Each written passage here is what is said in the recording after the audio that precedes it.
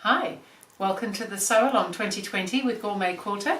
I'm Susan Clare, the GourmetQuilter, and we're having a lot of fun with our Sew Along this time. We're up to part 10, which is really exciting because that means we're already halfway. Who can believe that we can be halfway through already?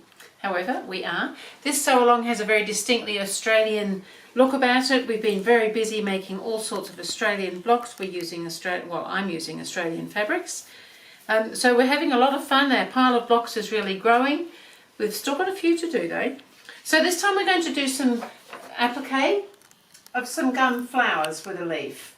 So we've got 4 blocks to make. We've got 2 in that direction and 2 in that direction, and these go in the centre part of the quilt. So this time they've all got the same colour surrounds. Sometimes we've had different surrounds on them, but these ones are very straightforward. But I just thought so I've actually gone ahead. I should mention, if you're wanting the pattern, you need to go to GourmetQuilter.com. If you've already signed up to receive the pattern, you'll have something that looks a little bit like this to download and print. So that's kind of fun to be doing all this, and I'm going to just show you now with the applique. So I've actually done the applique stitching this time. So I've gone ahead and I've done all my leaf and my flowers and this little bit of branch. Because we've done all that, we know how to do applique now. I'm using a blanket stitch, but I thought I might just show you how to do these little stamens. So a gum flower usually has lots and lots of stamens. In fact, a gum flower generally is pretty much all stamens. So we're just doing a few just to indicate the stamens.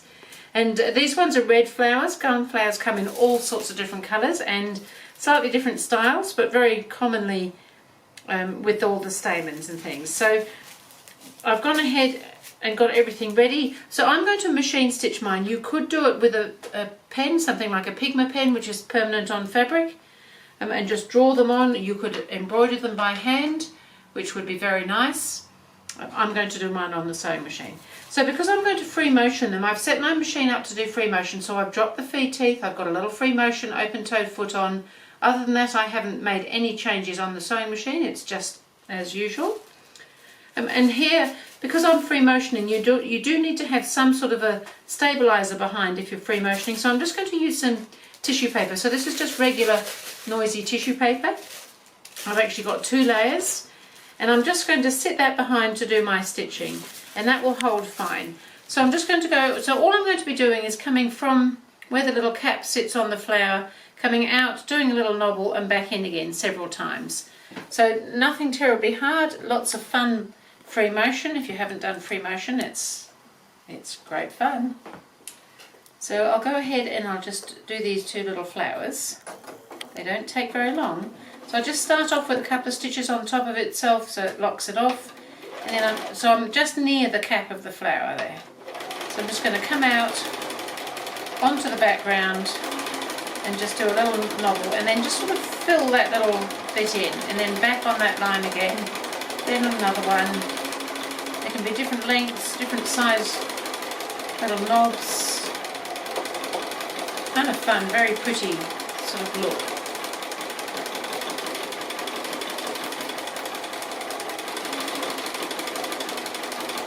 So you can see it doesn't actually take very long. You just vary the length, that helps the look of it.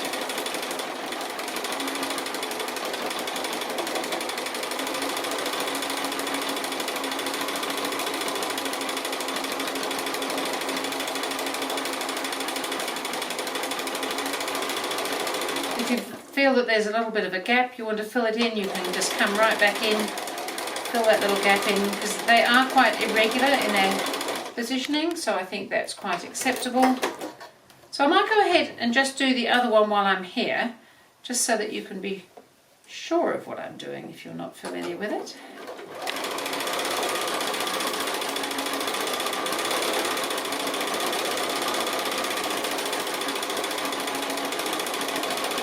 So if I do this one as well, I can show you how to take the paper off the back. Otherwise I don't want to take the paper off till I'm done.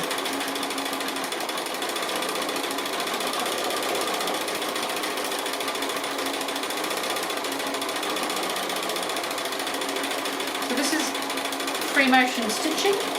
kind of like free motion embroidery, so you're pretty good if you can do free motion embroidery. It's kind of fun to do, but you do need that stabilizer. You need something behind.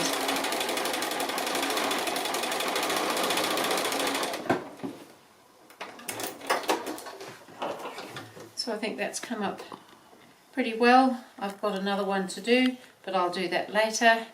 But I just wanted to show you, so I've done all that. I think that's looking quite fine. And now I'm just going to tear that paper away on the back. So the tissue paper is really good for this. And you could either leave those little bits in that are between the little stamens, or we can get them out. They're not that hard to get out.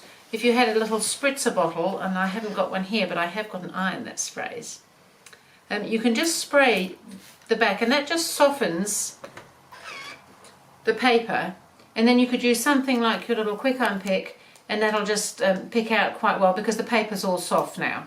So I just thought I'd show you all that. I'll do all mine a bit later, but I just wanted to show you how you can do that without it being too much of a problem. And then, of course, you can iron it dry again. And it needs a little press anyway. When you do anything that's free motion, it's liable to want to scrunch your fabric a little bit, so it's always good to give it a little press. It's still a little damp, but I just thought I'd show you how to do that. I'll go ahead and get my fourth one done soon. So that was the block this time for part 10, and I will see you again with part 11.